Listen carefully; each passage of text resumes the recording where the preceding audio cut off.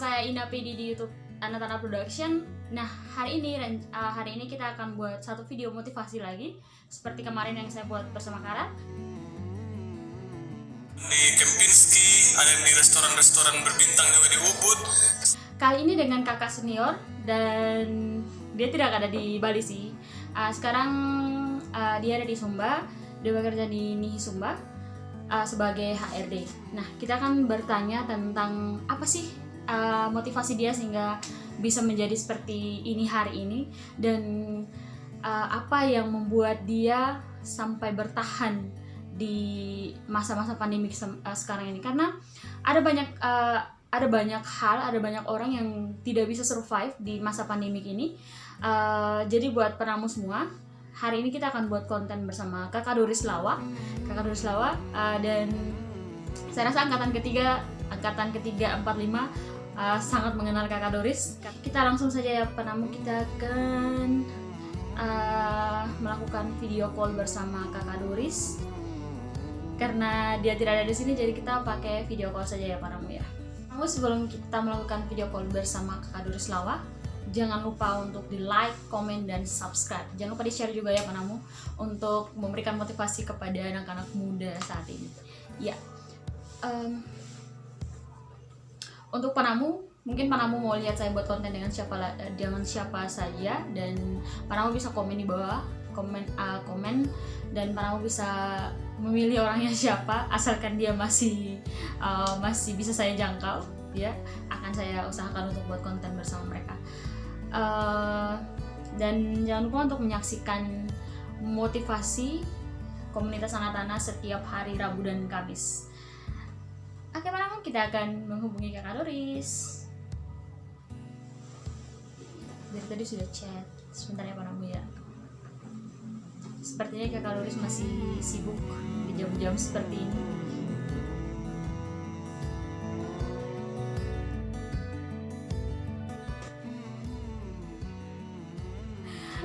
Halo Kak.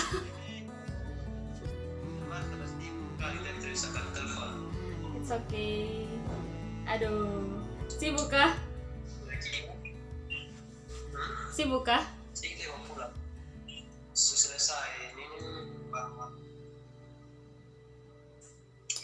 Buat apa nih Kak?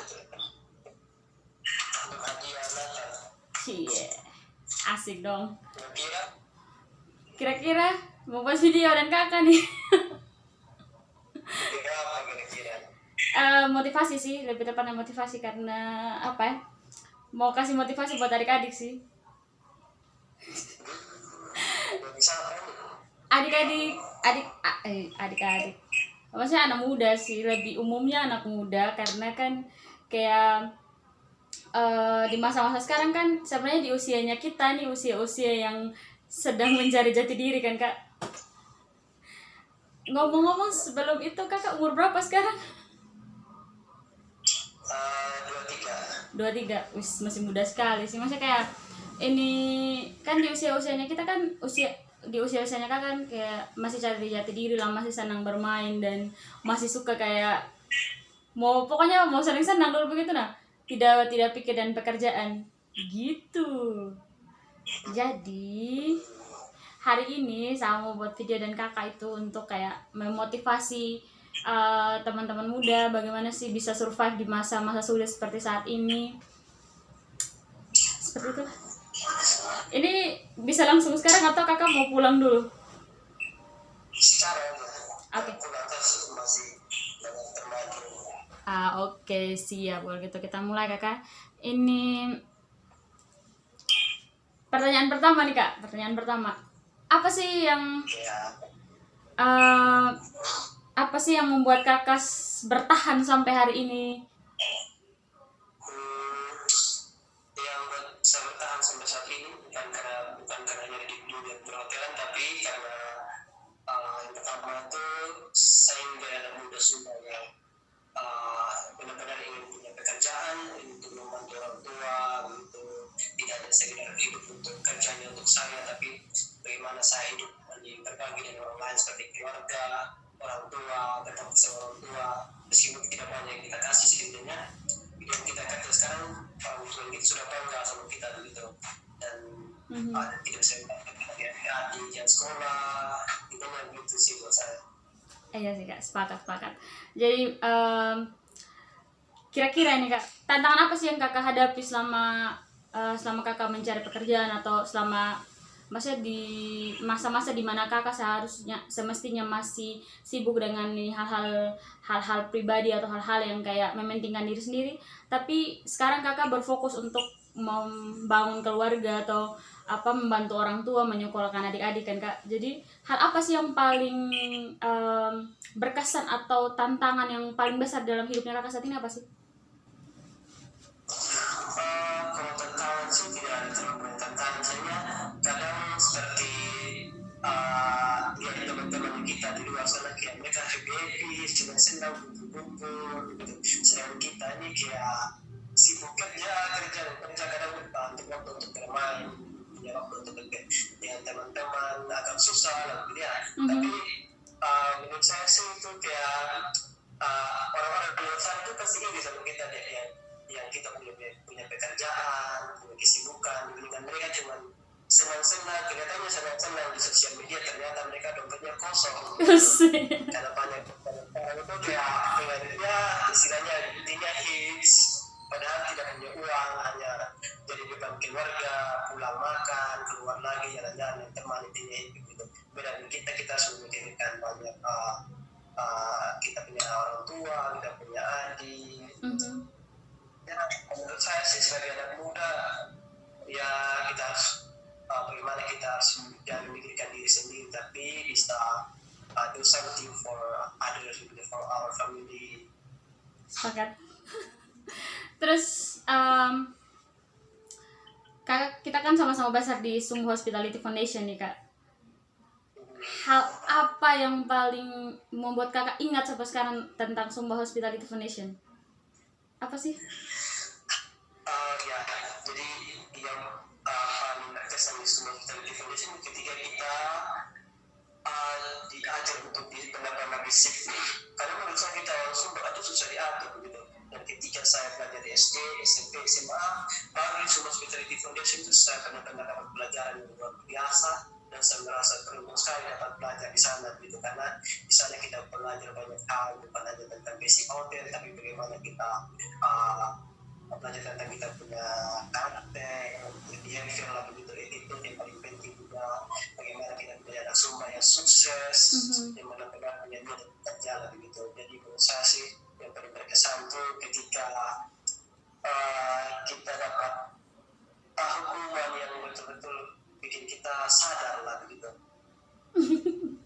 Hukuman yang apa, meskipun kadang kita tahu sendiri kayak masalah CPNS, sebentar kadang kita dapat hukuman yang mungkin hampir 1 bulan membersihkan toilet, atau tidak mungkin kadang tidak dapat lunch, dinner atau breakfast gitu. Jadi kadang itu membuat kita sadar gitu, karena memang kita orang Sumba itu memang karakter kita agak keras, agak melawan, tapi sampai di sana itu tidak benar-benar benar-benar diajar bagaimana kita menaati aturan lah gitu. Ini Kak, tadi ada ini yang menjadi pertanyaan dari teman-teman sih, dari beberapa teman-teman di Sumba Hospitality Foundation khususnya, kayak angkatan kelima juga banyak yang bertanya kayak, kok bisa sih Kakak Doris jurusannya housekeeping tapi bisa jadi HR sekarang? Itu bisa diceritakan sedikit tidak sih Kak? Kayak kok bisa begitu? Ya, jadi itu something yang many people asking about that, like kan tidak nyambung gitu, kayak housekeeping kayak saya tuh kayak tidak nyambung sekali mereka bilang. Nah, kita punya jalan masing-masing gitu ya, dan saya cerita bagaimana bagaimana saya bisa sampai di HR itu. Setelah habis training itu katanya yang menjadi housekeeping tidak ada lagi budget untuk housekeeping gitu. Tidak bisa untuk tambah staff karena mereka sudah cukup banyak gitu. Jadi ada beberapa supervisor mereka pengen saya tetap ini gitu, karena mereka mau bantu saya, karena yang pertama itu mereka lihat saya punya cara kerja, dan juga kedua behaviornya saya, itu cara kerja pokoknya gitu. Setelah itu hanya HR putuskan orang mau saya tetap ini dan kerja untuk back of house saja. Kerja di back of house itu kayak cleaning staff housing, public area staff, dan I think it's okay for me gitu. Intinya sama ini kan waktu itu gue sedang mau ke Bali, jadi apapun saya kerjakan sih waktu itu selama 4 bulan, 3 bulan di HR di Bangkok House itu di undernya HR memang waktu itu. Jadi kerja. Jadi waktu itu pas COVID juga sih banyak sama teman-teman diliburkan, tapi begitu Tuhan sih saya tidak dikasih libur, dan saya kerjanya cuma cleaning staff housing, public area staff, dan itu kadang saya rasa bagaimana ya, saya juga pengen gitu dapat libur, lihat teman-teman para libur dikasih libur, saya pun tidak dikasih libur gitu. Tapi kembali saya bilang mungkin ini sebuah kepercayaan buat saya untuk kenapa saya tidak diliburkan begitu, mereka nggak usah tetap kerja. Akhirnya kerja selama 3 bulan itu karena saya kerja undernya HR sudah 3 bulan, mereka lihat saya cara kerja gitu. Mungkin mereka juga selama saya kerja 3 bulan di area itu mereka bisa menilai saya bagaimana saya cara kerja, saya selalu aktif dan tidak gitu. Jadi 3 bulan itu tiba-tiba saya punya direktur HR panggil dia WhatsApp ini, sama tuh kok kerjanya di kantor bantu saya sebagai admin HR. Dan itu kayak suatu mimpi buat saya gitu, kayak tidak nyangka bisa kerja di kantor berhadapan dengan komputer, dan saya juga sebenarnya tidak punya ini pengetahuan dengan komputer yang begitu banyak sih gitu. Jadi buat saya itu challenge buat saya. Jadi katanya sama bos, dia bilang tiap apa nanti saya bantu, dia bilang pelan-pelan kamu belajar, karena saya lihat kamu punya attitude bagus, kamu cari kerja bagus, selalu aktif, kapanpun saya butuh kamu siap gitu. Jadi sudah, jadi langsung pindah saya langsung tiba-tiba ke satu mimpi gitu. Memang waktu itu pas saya kerja di public area itu kayak saya bilang ngapain coba ini kerja hal-hal begini, saya minta libur sebenarnya saya bilang, tapi gimana sebenarnya mungkin ini awal dari perjuangannya saya gitu. Ketika saya sukses begitu, saya bukan orang sukses yang langsung di atas gitu, tapi saya sudah pernah merasakan bagaimana kerja yang kita bilang hal yang paling kecil gitu. Jadi mungkin menurut saya mungkin kalau saya sudah mungkin saya punya jabatan yang tinggi, jadi saya punya anak buah, jadi saya bisa rasa di sini, saya bisa tahu bagaimana kerja sebagai di bawah kita, bagaimana kita bisa respect sama kita punya bawahan lah gitu ya. Sebelum sekarang itu kayak 3 bulan di HR itu mulai selesai, mulai belajar akhirnya ya itu bisa sih, dan itu hal yang luar biasa buat saya gitu, karena sesuatu yang tidak menyangka, karena semua orang juga tanya kenapa harus bisa dari housekeeping ke HR gitu ya. Iya, luar biasa sih Kak, masih kayak Kakak sekarang itu jadi panutan dari adik-adik, dari teman-teman SAF lah semua. Jadi kayak bisa belajar dari pengalamannya Kakak itu luar biasa sekali sih. Terkhususnya kayak kami sekarang kan yang training di masa-masa pandemi seperti ini, itu kayak untuk masuk tetap ke jurusannya kami di kayak di front office itu gak susah sih untuk saat ini, karena mereka kan di staff hotel sekarang pasti ada pengurangan staff dan lain-lain kan Kak, tidak akan terima, mungkin mereka masih ragu untuk menerima anak-anak baru untuk bisa jadi staff kan. Ini yang terakhir Kak, kira-kira Kakak mau bilang apa sih sama Sumba Hospitality Foundation untuk saat ini, maksudnya sebagai tanda terima kasih atau apa begitu, Kakak mau bilang apa? Buat Sumba Hospitality Foundation atau buat adik-adik yang akan datang ke Sumba Hospitality? Dua-dua deh boleh. Untuk Sumba Hospitality Foundation dan untuk adik-adik yang baru mau masuk. Pesan buat Sumba Hospitality Foundation itu, saya berterima kasih sekali sama Ibu Ini, sama Ibu Demta, sama Seratan dan semua guru-guru di SF itu. Menurut saya itu mereka adalah orang-orang yang luar biasa buat kita. Mereka adalah malaikat untuk kita gitu, anak Sumba. Bagaimana kita menjadi anak Sumba yang sukses gitu. Dan saya bisa lihat mereka sungguh-sungguh untuk membantu anak Sumba gitu. Jadi saya merasa beruntung ketika saya belajar di sana, karena banyak sekali yang kita belajar di sana gitu. Jadi saya harap buat adik-adik yang baru lulus, yang akan datang juga, do your best, karena ketika kita mungkin semua hospitality tidak berharap kita kasih uang sama mereka kembali atau apa, tapi yang pertama kita sukses itu mereka sudah bangga sama kita. Yang kedua, kita beri kelakuan baik dimanapun kita pergi gitu. Yang kita melakukan yang terbaik, mereka bangga, dan itu kita berterima kasih dengan cara itu lah mungkin sama mereka ya. Dan juga sering ada meskipun pergi training kita masih dilarang rokok, itu salah satu cara kita berterima kasih sama SAF gitu. Karena kalau kita melanggar aturan yang kita jadi sakit hati sama ibu, sakit hati ini, ibu bentar, Pak Arte, dan Tuhan, kita akan kecewa nih. Jadi kalau tadi ada yang akan ada yang kasih masuk tadi foundation, jadi sudah wisuda angkatan 45, please do your best, make semua charity foundation proud of you. Itu aja sih. Thank you kakak, aduh luar biasa sekali bisa buat video, dan kakak nih tantangan sih buat saya. Kayak deg-degan pertama kali saya kayak kayak pertama kali buat video lagi. Kedeg-degan tadi bisa ini apa buat video dan kakak.